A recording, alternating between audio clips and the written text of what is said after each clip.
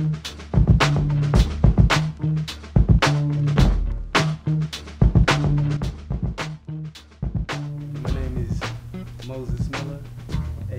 Brittle from the Cracker Jax, Brittleism. My name is Whip. They call me Cool Whip. My real name is Terrence. How you doing? I was born and raised in Brooklyn, then I moved to Uniondale, Long Island, and that's where we sort of connected. Yeah, for the most part, I wasn't born in Long Island, but everything that formed me was Long Island, Uniondale, so that's all that's important in regards to, where I'm from. My first music, first of all, was just like, it was like the thing from, my first hip hop record was I Need a Beat from LL Cool J.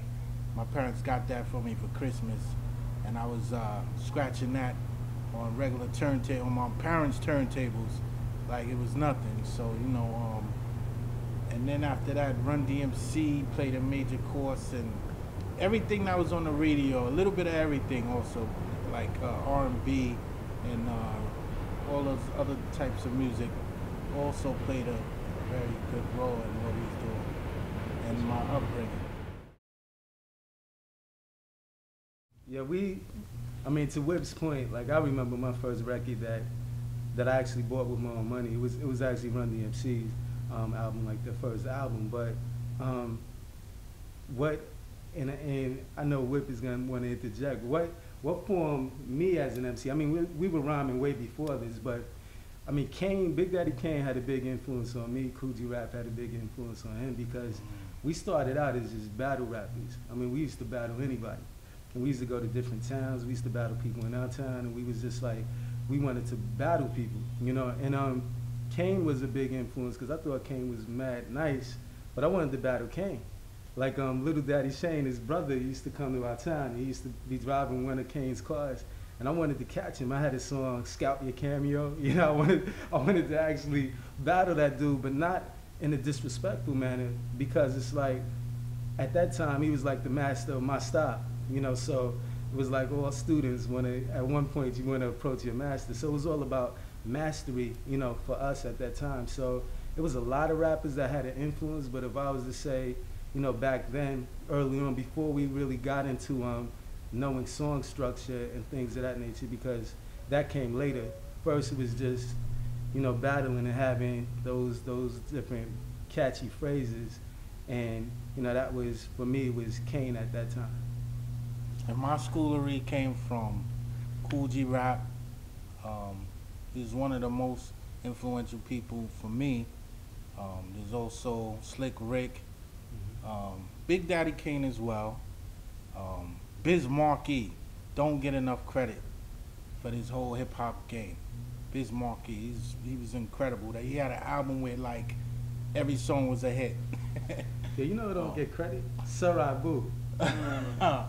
Time flows constantly the way time flows. Yeah. I'm a huge Apple fan. Yeah, you don't get enough credit, but Houdini, love them. They definitely helped. I took a little piece from all these artists, little piece. That was my schooling. Every time I heard them come out with something that was dope or hype, I'd go home and just start writing just like them, just like them. And now, that made me a better artist. So, and that was something that was really important to us as artists. And I think even back then in the game, it was really understanding, like, there was so many different type of artists, so many that had their different flows, had the different way, their cadences. So we kind of studied that. I mean, it wasn't just about rhyming, it was figuring out like mastery of that craft, and then once you know everybody's style, where do you fit in? Where's your niche? So that people could say, all right, the Crackerjax are their own unique, piece here, not that this is Kane, Slick Rick, Cool G Rap, Houdini, now you've developed your own. And yes, to Whip's point, you borrow little pieces, but you use that to just, make yourself better.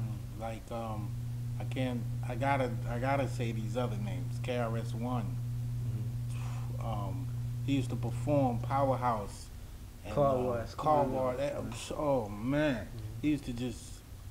What he used to do was just incredible on stage, you know. So you learn a little bit. We can't forget Rakim, you know, and definitely when he came out, it was like, okay, stop rhyming like this, start rhyming like this.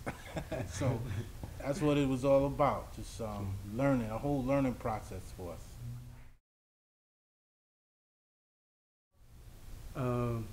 Now we kind of crushed careers. We aspirations are destroyed. Early on, you know. We always, man. I mean, we were part of the, what we call the New School Society, with leaders in the New School, and all of us, we'd always battle and, sharpen our swords with, like Wu say, we'd always go at it with one another. But I mean, when it came to, and then we had a group of cats that we used to call the leftovers.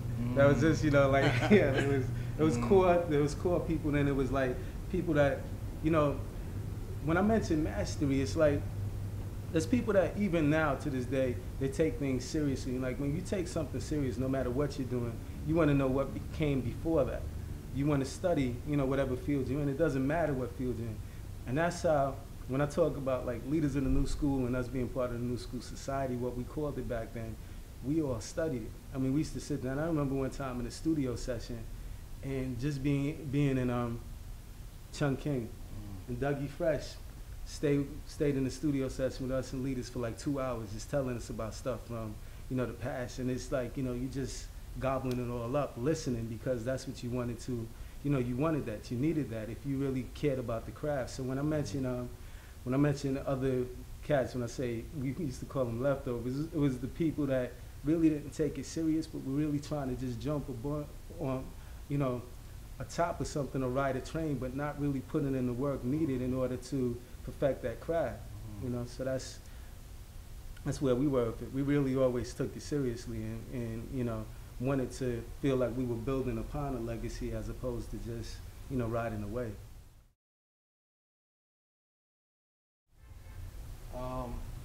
We formed as a group after, had to be in Turtle Hook, junior high school. It was like junior high. You might not remember this exactly, but we formed as a group. Let me tell you. The leaders of the New School, a lot of what developed them was that whole Bomb Squad, Hank Shockley, or, that influence. What influenced us a lot was Dinko D from Leaders of the New School. Dinko was like a scientist. And when me and Whip, like I said, we were always those just battling cats. We had just rhyme books. It was just all about, just having rhymes. And to me, Whip would compliment me on being ill. And to me, I thought Whip was the illest rapper. It was just like that being my part. And I looked at him and I was like, oh, he came with that, I have to come with this. He would look at me and be like, he came with that, I have to come better.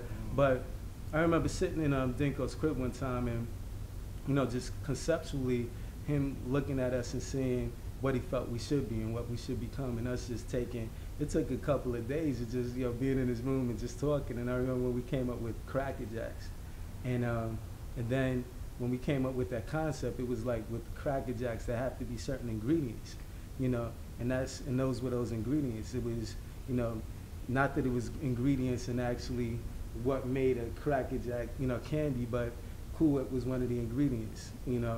Brittle was another one of the ingredients, and then we had another member back then whose name was Saltine. He was one of the ingredients at that time as well. He was actually one of the early Caucasian rappers at the time.